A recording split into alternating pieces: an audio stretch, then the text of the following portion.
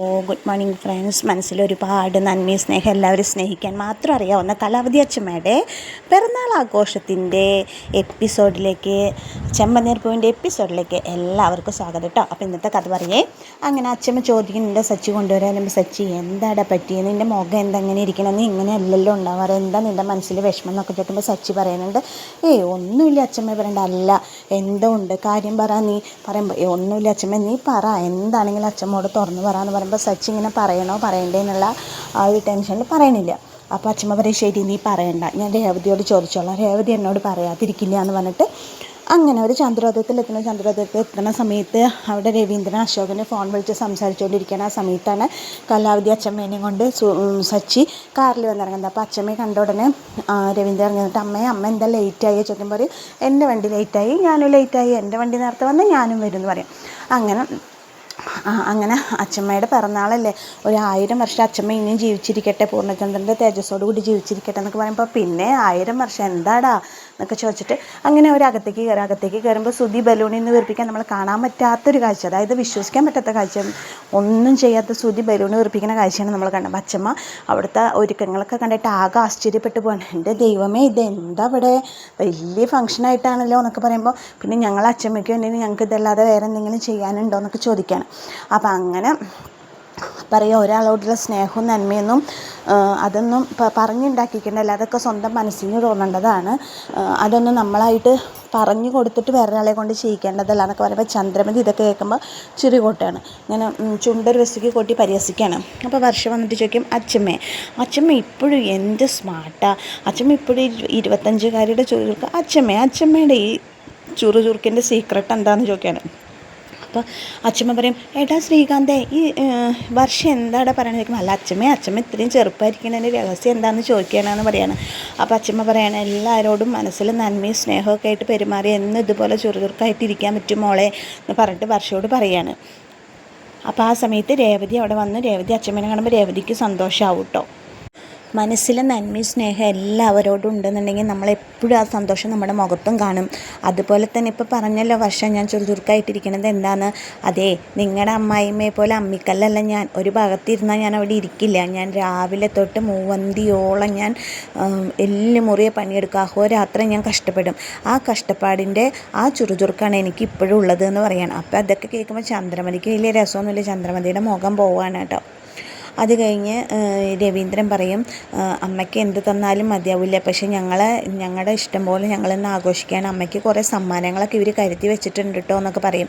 അപ്പോൾ അച്ഛമ്മ പറയും, എനിക്കറിയാം, എൻ്റെ മക്കളല്ലേ ഇവരെനിക്ക് സമ്മാനങ്ങൾ കരുതി വെച്ചിട്ടുണ്ടെങ്കിൽ അതുപോലെ ഇവർക്കുള്ള സമ്മാനവും ഞാൻ കരുതി വെച്ചിട്ടുണ്ട് പറയും.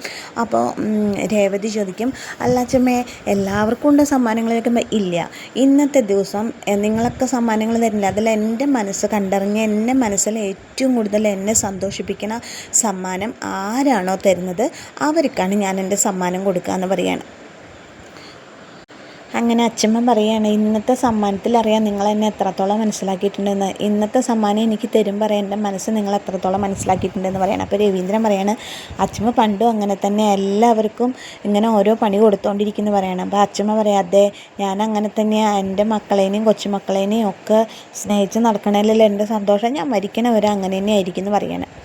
അങ്ങനെ അത് കഴിഞ്ഞു സച്ചി പിന്നെ പൂമുഖത്ത് വന്നിട്ട് ഇങ്ങനെ ആലോചിച്ചിരിക്കണം. അപ്പോൾ രേവതി നോക്കുമ്പോൾ സച്ചിനാണല്ലോ, രേവതി നോക്കുമ്പോൾ സച്ചി പൂമുഖത്ത് ആലോചിച്ചിരിക്കണം. അപ്പോൾ വന്നിട്ട് ചോദിക്കുക, എന്താ സച്ചിയേട്ടാ ആലോചിക്കുന്നത് ചോദിക്കുമ്പോൾ, ഒന്നുമില്ല എന്ന് പറയണേ. എല്ലാം എന്താ സച്ചിയേട്ടാ പറയുമ്പോൾ അല്ല അച്ഛമ്മയുടെ ഗിഫ്റ്റ് നമുക്ക് കിട്ടും തോന്നുന്നില്ല രേവതി, കാരണം നമ്മൾ കൊടുക്കണ സമ്മാനം ചെറുതല്ലേ, അപ്പം അച്ഛമ്മയ്ക്ക് അത് ഇഷ്ടാവോ ഇല്ലയെന്ന് അറിയില്ലല്ലോ എന്ന് പറയുമ്പോൾ രേവതി പറയും, അച്ഛമ്മയുടെ സമ്മാനം ആർക്ക് വേണം, അച്ഛമ്മയുടെ സ്നേഹം പോലെ നമുക്ക് സച്ചിയേട്ടാ, അപ്പം അതൊന്നും ആലോചിച്ചിട്ട് വിഷമിക്കണ്ട, വലിയ സമ്മാനങ്ങളും നമുക്ക് കൊടുക്കാൻ പറ്റിയില്ലെങ്കിലും അച്ഛമ്മയ്ക്ക് നമ്മളെ കൊണ്ട് പറ്റുന്ന സമ്മാനം കൊടുക്കാമല്ലോ എന്നൊക്കെ പറയണത്. രേവതി ഞാൻ പുറത്ത് പോയിട്ട് വരാൻ പറയണം. അപ്പോൾ രേവതി ചോദിക്കുക, എന്തിനാ സച്ചേട്ടാ ചോദിക്കുമ്പോൾ പറയാം, അല്ല ഇവിടെ ഇരുന്ന് എനിക്ക് അവൻ്റെ മുഖം കാണുമ്പോഴേ എനിക്ക് ഭ്രാന്ത് വരുള്ളൂ, ഞാൻ പുറത്ത് പോയിട്ട് വരാമെന്ന് പറയും. അല്ല സച്ചേട്ടാ ഇപ്പം ഒന്ന് പോകണം ചോദിക്കുമ്പോൾ ഞാൻ പോയിട്ട് വരാമെന്ന് പറയും. അങ്ങനെ പോയിട്ട് വരാമെന്ന് പറഞ്ഞിട്ട് സച്ചി ഇറങ്ങണം നേരത്ത് അച്ഛമ്മ ചോദിക്കുക, സച്ചി നീ എവിടേക്കാണ് പോകണം ചോദിക്കുക. അപ്പോൾ പറയും, ഞാനേ ഒരു ഓട്ടം ഉണ്ട് അച്ഛമ്മ, ഞാനൊരു ഓട്ടം ഉണ്ട്, അത് പോയിട്ട് വരാമെന്ന് പറയാം. അപ്പോൾ അച്ഛമ്മ, ഇന്ന് നീ എവിടേക്കും പോകണ്ട, കാരണം ഇന്നത്തെ ഒരു ദിവസം നീ എല്ലാവരും കൂടെ നീ ഇന്ന് എൻ്റെ കൂടെ ഇരിക്കുക, ഇതിനാണ് എന്നെ അങ്ങോട്ട് വിളിച്ചു വരുത്തി വയ്ക്കുമ്പോൾ, അല്ല അച്ഛമ്മ ഏറ്റവും ഓട്ടമാണ്, അത് പോവാതിരിക്കാൻ പറ്റില്ല, ഞാൻ പോയിട്ട് വരാം പറയാം. ശരി ഏറ്റവും ഓട്ടമല്ലേ നീ പോയിട്ട് വാ എന്ന് പറഞ്ഞിട്ട് അങ്ങനെ സച്ചിനെ അച്ഛമ്മ യാത്രയാക്കും. എന്നിട്ട് ഇറങ്ങാൻ തുടങ്ങുന്ന സച്ചിനെ തടഞ്ഞു നിർത്തി അച്ചമ്മ ചോദിക്കാൻ, എടാ സച്ചി സത്യം പറ, എനിക്ക് വല്ല സർപ്രൈസിനാണോ നീ പോകണമെന്ന് ചോദിക്കുമ്പോൾ സച്ചി പറയേ അല്ല അച്ചമ്മേ എന്ന് പറയും. അപ്പോൾ സത്യം പറഞ്ഞോ നീ സർപ്രൈസിന് പോകണമെന്ന് എനിക്ക് തോന്നണമെന്ന് പറയുമ്പോൾ സച്ചി ചിരിക്കുകയാണ്. അങ്ങനെ സച്ചി അവിടെ നിന്ന് ഇറങ്ങിയിട്ട് ഇങ്ങനെ ഒരു നിമിഷം ഇങ്ങനെ ആലോചിച്ച് നിൽക്കുന്നുണ്ട്.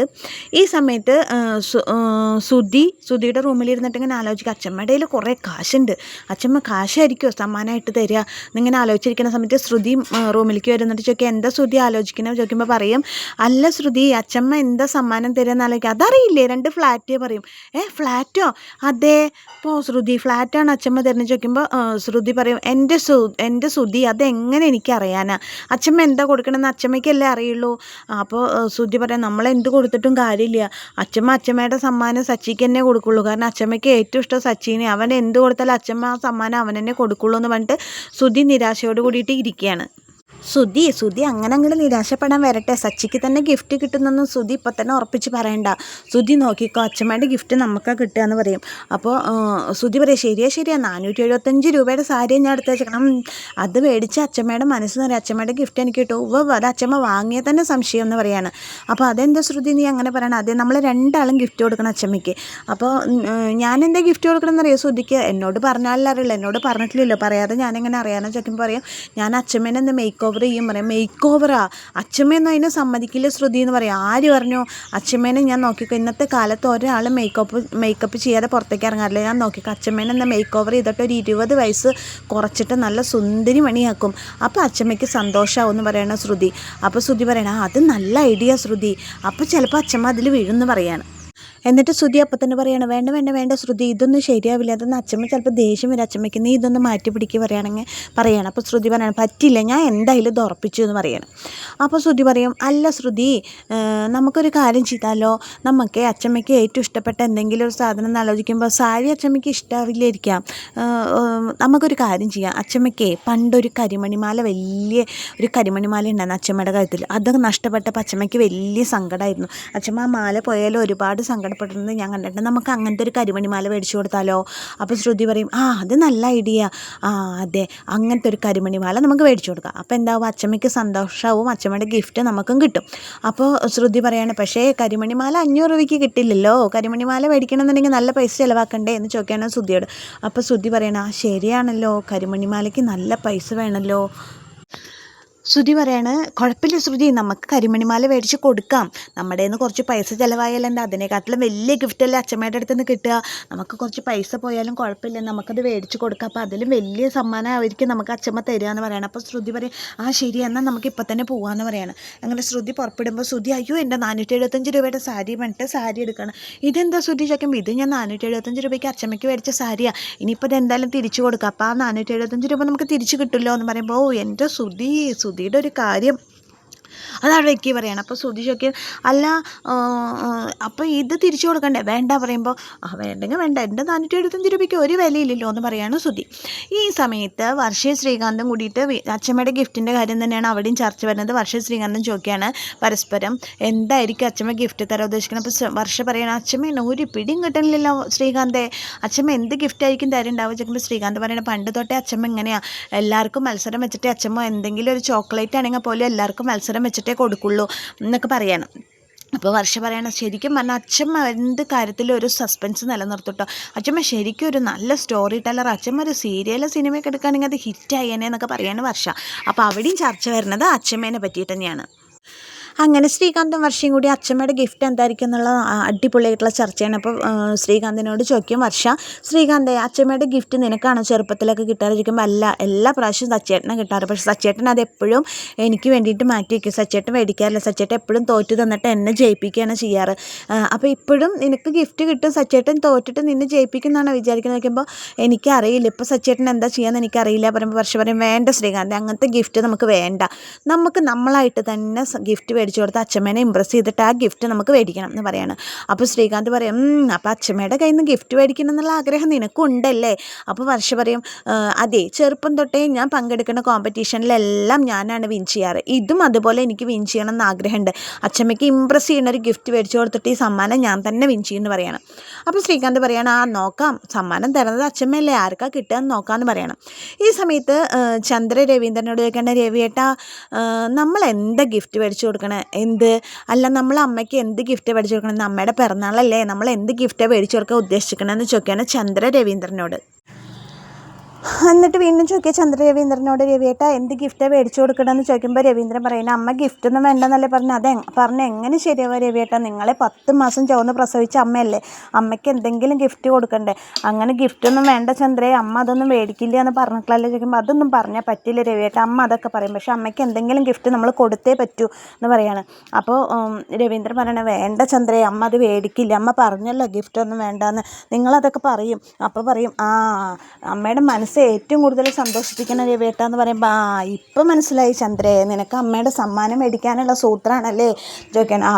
ഞാൻ എന്ത് പറഞ്ഞാലും നിങ്ങൾ ഈ രീതിക്ക് തന്നെ കാണുള്ളൂ എന്ന് എനിക്കറിയാം, നിങ്ങൾ ഗിഫ്റ്റ് മേടിച്ചു കൊടുക്കാതിരിക്കുക എന്താ ചെയ്യും, ഞാൻ എന്തായാലും അമ്മയുടെ ആകെ കൂടിയുള്ള പ്രിയപ്പെട്ട മരുമകളാണ്, ഞാൻ എന്തായാലും അമ്മയ്ക്കൊരു ഗിഫ്റ്റ് മേടിച്ചു കൊടുക്കാൻ തീരുമാനിച്ചിട്ടുണ്ട് എന്ന് പറയുകയാണ്. അങ്ങനെ ചന്ദ്ര പറയണം, നിങ്ങൾ എന്തെങ്കിലും മേടിച്ചു കൊടുക്കാതിരിക്കുക എന്താ ചെയ്യേ, അതെൻ്റെ അമ്മയെ, ഞാൻ എന്തായാലും ഒരു ഗിഫ്റ്റ് മേടിച്ചു കൊടുക്കും, ഇത് നിങ്ങൾ എന്ത് പറഞ്ഞാലും വേണ്ടില്ല എന്ന് പറഞ്ഞിട്ട് രവീന്ദ്രനോട് പറഞ്ഞിട്ട് ചന്ദ്ര പറയണം. അപ്പോൾ അതെനിക്കൊരു കടമയാണെന്ന് പറയണം. രവീന്ദ്രൻ, കടമയോ, ഇത്രയും കാലം ഈ കടമയൊക്കെ എവിടെയായിരുന്നു ചന്ദ്ര ചോദിക്കുമ്പോൾ, നിങ്ങൾ എന്താ വെച്ചാൽ പറയും, ഞാൻ പോവാന്ന് പറഞ്ഞിട്ട് പോകണം. അപ്പോൾ രവീന്ദ്രൻ എന്ന് പറയണം. ഈ സമയത്ത് പൂമുഖത്ത് രേവതി ആലോചിക്കുകയാണ്. രേവതിയുടെ മനസ്സ് ഭയങ്കര വിഷമത്തിലാണ്. രേവതി ആലോചിക്കണം, ഈശ്വര എല്ലാവരും ഗിഫ്റ്റ് കൊടുക്കും, എല്ലാവർക്കും ഒരുപാട് സന്തോഷമുള്ള ദിവസമാണ്, ഇതിൽ ഏറ്റവും കൂടുതൽ സന്തോഷിക്കേണ്ടത് സച്ചേട്ടനാണ്, പക്ഷെ സച്ചേട്ടൻ ഇതിന് സന്തോഷിക്കുന്നുണ്ടാവില്ലല്ലോ മനസ്സിൽ എന്നിങ്ങനെ വിചാരിച്ചിട്ട് രേവതി ഇങ്ങനെ പൂമുഖത്ത് ആലോചിച്ചിരിക്കുന്ന സമയത്താണ് സുഹൃത്തുക്കളെ ഇന്നത്തെ എപ്പിസോഡ് അവസാനിക്കുന്നത്. അപ്പോൾ എന്നത്തെയും പോലെ എൻ്റെ കഥ കേട്ട് ഇഷ്ടപ്പെട്ട കൂട്ടുകാരെൻ്റെ ചാനലൊന്ന് ലൈക്ക് ചെയ്യുക, ഷെയർ ചെയ്യുക, സബ്സ്ക്രൈബ് ചെയ്യുക. എല്ലാവർക്കും താങ്ക് യു.